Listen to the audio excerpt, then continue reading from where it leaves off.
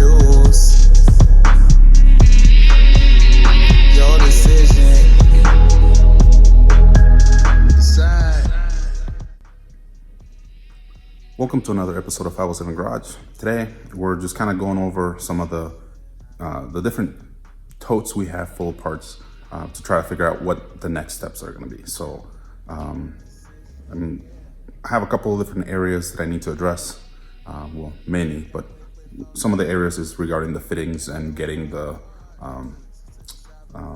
nylon hoses, or the hoses that are going to be then connected to these fittings, figured out in regards of like the length that I need to actually run the fuel and any other fluid that I'm actually running the Jiffy type fittings on, or the quick release fittings.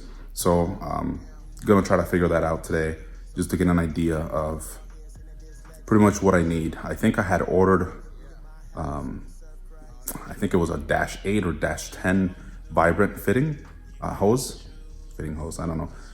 And I don't think I ordered enough.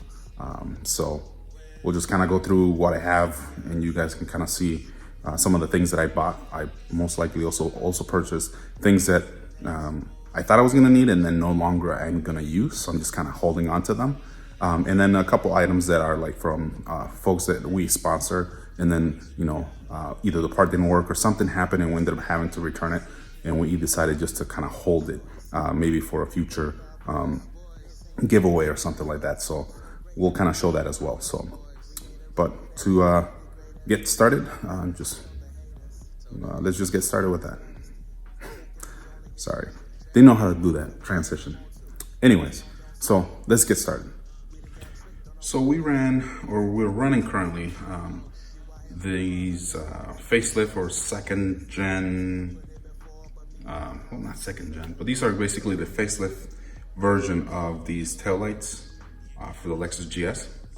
The ones that we had prior were, since this is a 1998 Lexus GS 300, we had the first model, which is kind of a different design, and they were pretty worn out. They were worn out. People thought, especially at nighttime when I drove the car, that I had it in reverse. So we ended up getting these. I have these on the car. Have to clean a lot of these things once it goes to paint, but so I got some spare parts. I can't remember from who. I think it was, I can't remember his name now. I want to say Andy is his name, but I'm probably wrong. I'll probably add his name in there, just so you guys know who I'm talking about. Anyways, so he had some of these spare taillights. So I decided to get it. I think I paid $100 for everything. And I'm hoping that maybe in the future I can find the other side of each of these, and then I'll have a full set of them. Because I'm actually really in love with these, but maybe for the next GS that I use as a daily, I'll run these in the back. So who knows? This is a Synapse blow valve. One of our sponsored Mark IV Supra owners bought this from us and had some issues with it, so basically swapped it out. I think he ended up getting a tile blow valve instead. So we'll return that one. We decided to just hold it in case somebody is interested in getting a Synapse blow valve, or someone is looking for one. Comment, mention in the comment below, and we might do a giveaway of this one. But anyways, so that's that. From our Aristo, this is a intake manifold. Since we're going to be running Hypertune intake manifold, we just have this one as a spare, pretty much. And here we have all of our tote of parts. You'll see some gaskets and lines and a bunch of different things. This one is just a Pro Tuner plug kit, harness kit, if you want to call it. But we're not sure if we're gonna make our own or if we're just gonna get one made. We have been working with one of our local friends, Del Rey. He has a 2JZ swapped RX-7, and he's looking to get a new harness. So I might either get his harness to it to get this car, not the other one, to get this car engine wired up. So we'll see. I'm not sure.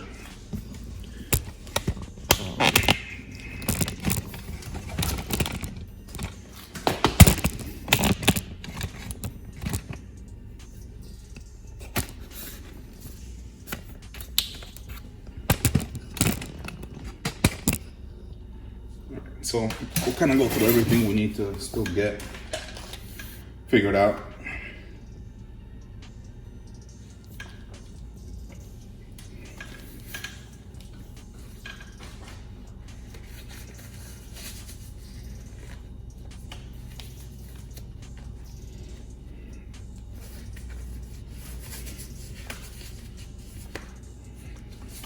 We'll go through everything. We will go through everything we still need to figure out. Right now, these are Mishimoto's oil coolers. So we ended up getting two. I was thinking to run an oil cooler and then use the other cooler. I don't remember what I was going to run it for, but I like the idea of having two. So who knows? I still need to decide, but I still want to mount both of them. And I was thinking of mounting them in the grill section. My oil coolers I haven't stored in a different spot of the garage, but at least these lines, just to kind of save space and cut down on all the boxes I had, I took everything out. So that's that. Sorry in advance for the loudness of the bags, but this is a Vibrant braided flexible race hose, and I believe if I look at this correctly, this is a dash.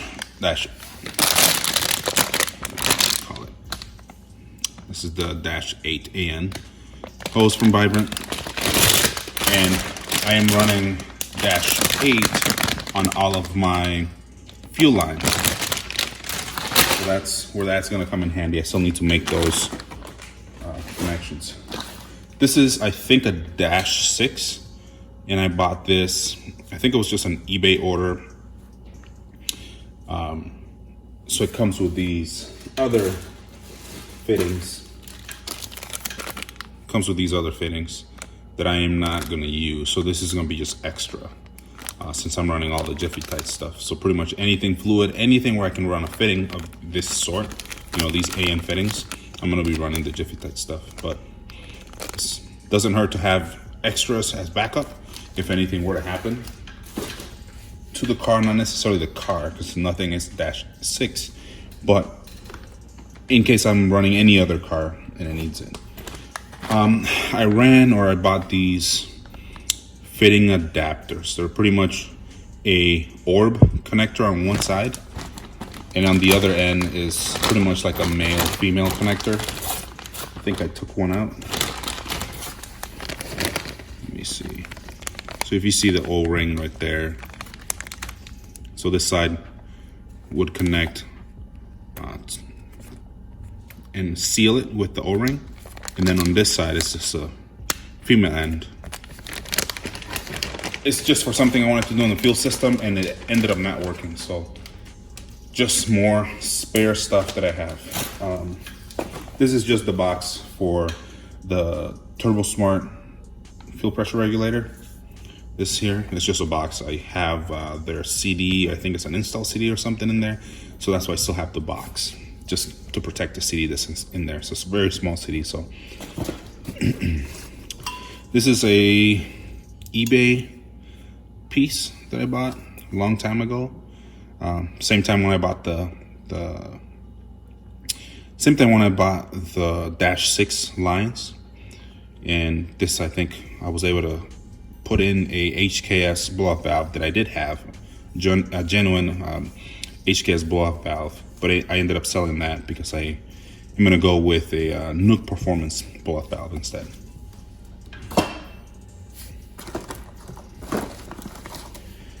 And these are some of the fittings from,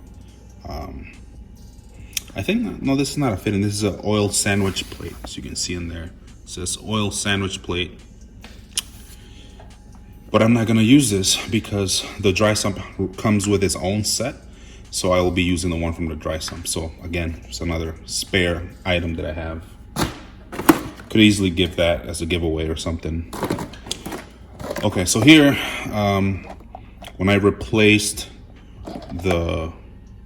these paper filters from the fuel pumps, I saved them just because you never know. And then these are just some orb fitting connectors. I'm still not sure if I'm going to be using these again, so that's why I've saved them. I just don't like throwing them away. So another part from Mishimoto. As you see in here, it's just a 3/4 inch. I don't even know what this is for. I haven't used it at all, so I'm not sure if it's for a sensor for the oil or something. I don't know.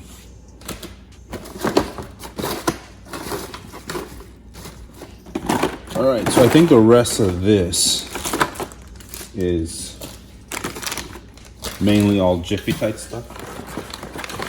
I have a couple ACT billet weld bonds. So I used some of these. Well, I didn't. I bought them, and Jose, who's a fabricator out at Matt Performance here in Minnesota, welded these on for me. As you have seen on my engine bay, you see all of the AN fittings that I'm running for Jiffy Tight. He welded these male fittings, and then I had female connectors from Jiffy Tight to actually connect everything, and it worked well. So, all right, let's see what else I need to do here.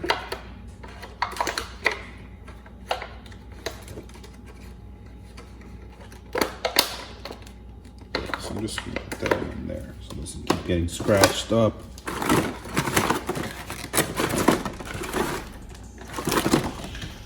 Okay, and these are just the additional fittings, block fittings that came with my fuel cell, and I just took them out because I won't be needing these since I'm replacing them with the Jiffy Tight or the Aftermarket Industries or Fuel by AI fittings. But I still save the old ones in case I am doing something I need to plug it in or plug them in.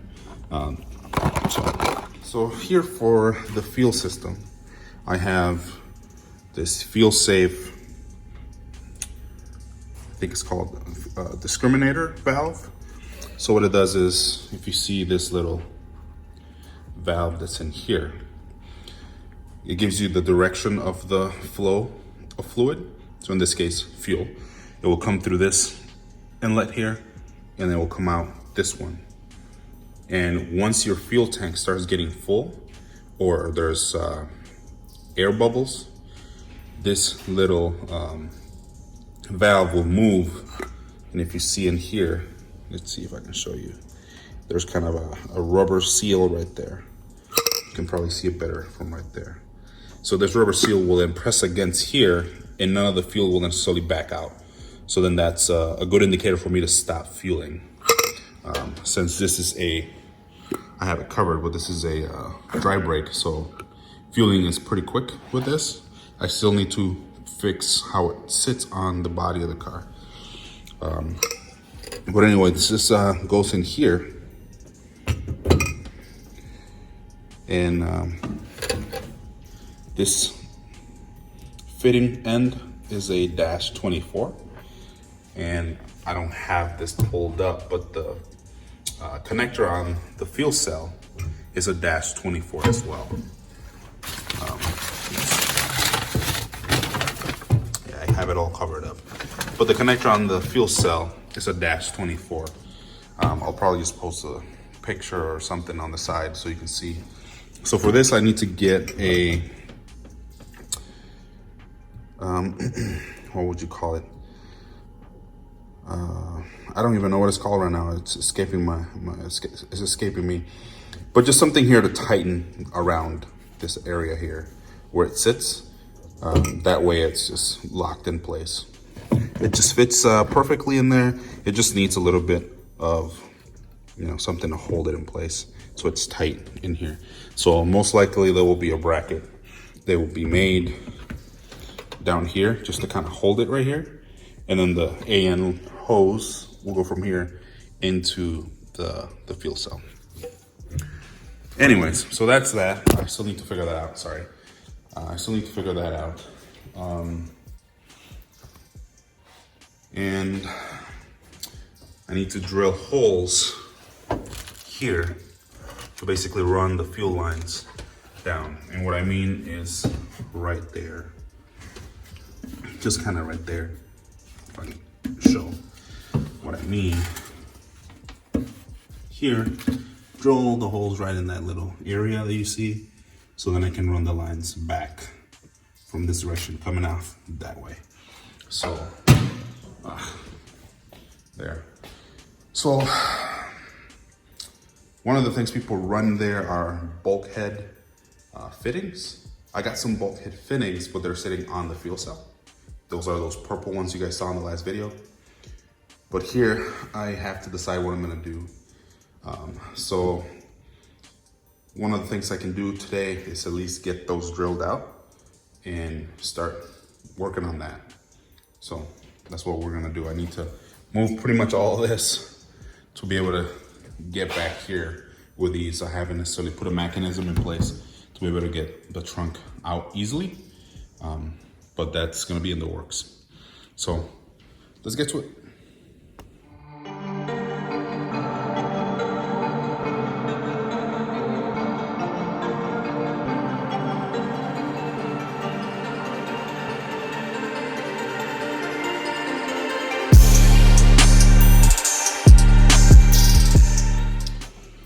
So these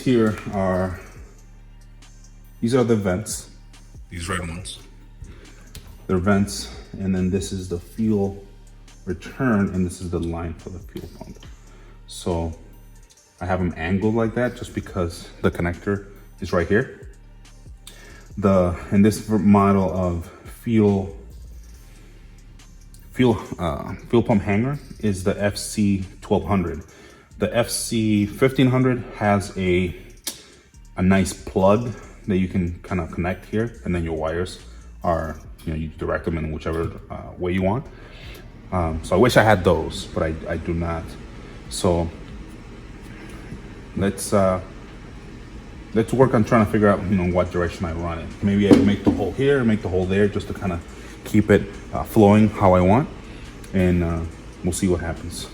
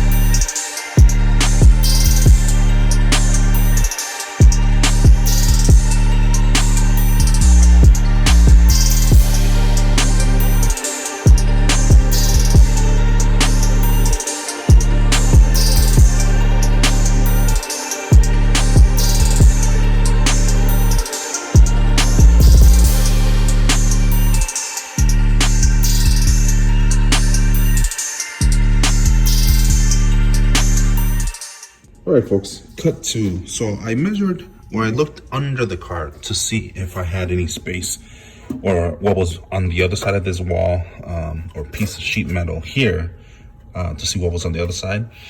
And as you can see, or as you saw, it was pretty empty. The only problem though is that if I do it that way, either this is not necessarily straight, and it kind of curves, and to get it to sit properly, I kind of wanted something up here, and the hole that I will need to drill is like a 3/4 hole here and one there. And then eventually for this side, it will need to go down to a certain degree. So we'll have to route this way, maybe, and then come down here and go over. I haven't decided yet, but I think that it's probably best if I seal this, basically add sheet metal from here to there to close this off. Just kind of sheet metal just straight here and just close this off completely to eliminate debris coming from the bottom, since eventually the goal is to add a flat bottom to this car. So then from here, as you can see, basically do the same. Come here, I'll probably start at the bottom one and bring a piece of sheet metal all the way here, get that welded shut. So that way, you know, I don't have to deal with the step that is right there. Since this one is higher and this one's lower, just go from down here and seal it there. And then for the ones that are at the top, this one will then come here and seal this section here. So instead of drilling the holes, what I'm gonna do is I'm gonna just be using cardboard and labeling the cardboard to indicate where each of these sides go. And I already ordered the AE86 Turn 14 vehicle that is running the Type R engine. I don't want to butcher the drifter's name, even though I've pronounced it before. Now I can't remember. So I'll just post it, and then you guys will know who I'm talking about. I'll post a picture of what his trunk looks like. Apparently, I was looking online and I couldn't find anybody that took a picture of the rear feel-safe setup that he had. So I'll take a picture of that and show it. And I got an idea of sealing it just because his is sealed as well. So I wanted to just kind of seal mine. And then what I'll do is as these run in this direction, then they'll go down, and I'll have a, you know, they'll go down and they'll have a 90, you know, going in the direction that it needs to. So I'd rather do it that way, since I don't like how these holes are still open. So I'll post a picture just so you can kind of get an idea of how it's sealed, but it basically just closes up all the holes that you can see under the car. And then that way it's a much cleaner look.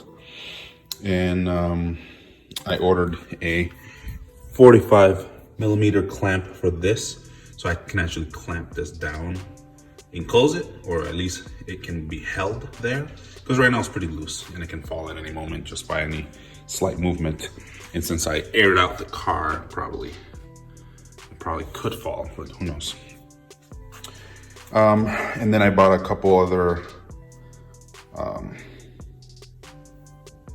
washer O-ring. You'll see once they arrive. I think they'll arrive after Christmas, just for how I have the bulkhead fittings right now.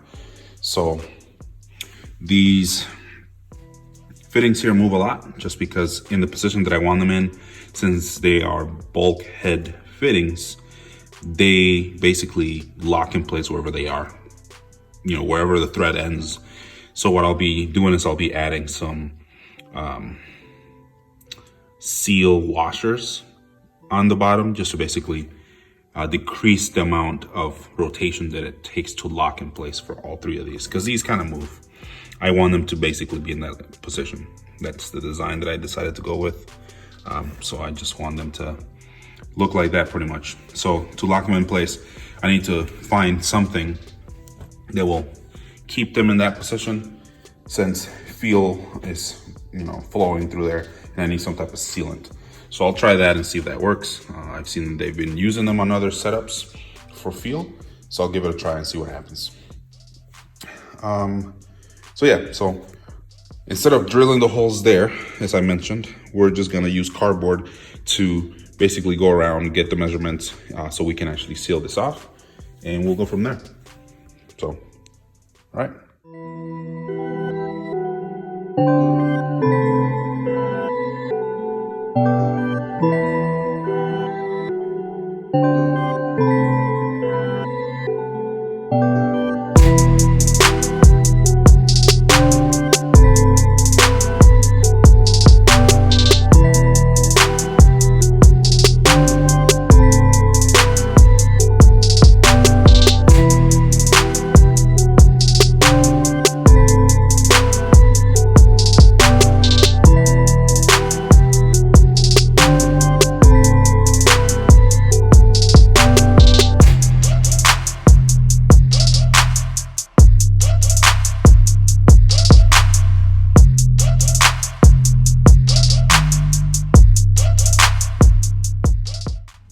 So I ran out of time, and today is the next day.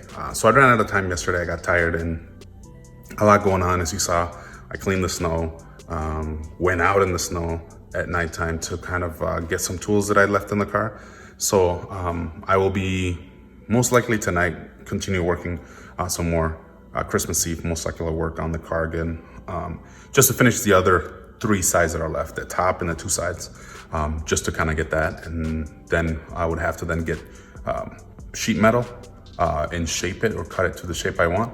And then it will be at least ready for it to be welded into where the fuel cell is to seal that space up. So that will be the next goal. I'm trying to get more active on just getting the metal, cutting the metal, prepping it, and then just having everything ready so I can have either one of my friends help me get it welded. So that way the car doesn't necessarily sit for too long. So we'll just stop the video here and just tune in for the next episode of the continuation that I just explained. Once the Hypertune stuff shows up, I'm gonna be really excited, and there'll be an unboxing video of it and kind of the whole story behind why we ended up going with the Hypertune stuff and the options we went and selected with. Sorry that my hand is shaking too much, but I appreciate all the support. I know that I made a post on a Facebook Lexus forum asking for your support in subscribing and liking our videos, and you guys responded greatly, and I can't thank you enough. And thank you for such a great amount of support in the community, for the Lexus community. And we'll continue making more videos and kind of keeping everybody in the loop in regards to what's going on, so people can see the car progress and so it can be ready for 2021. So the goal is to have it running by March. We just need a couple little things. Yes, they cost a lot of money, but we just need to purchase those pieces and then get them in the car. After we get the Hypertune stuff, then it's electronics, fuel injectors, just kind of, I would call it little things, but they still add up in regards of not only putting them together and assembling it all in the car. But for now, we'll end the video here. Please like and subscribe. Thank you, and we'll also urge you to share the video with other individuals. And please don't forget to comment below. Your guys' feedback always helps. If you know anything or have any feedback in regards to what we're doing, I'm always open to suggestions. So thank you and have a nice day. Bye. Welcome to another episode of 507 Garage. Today we're in the garage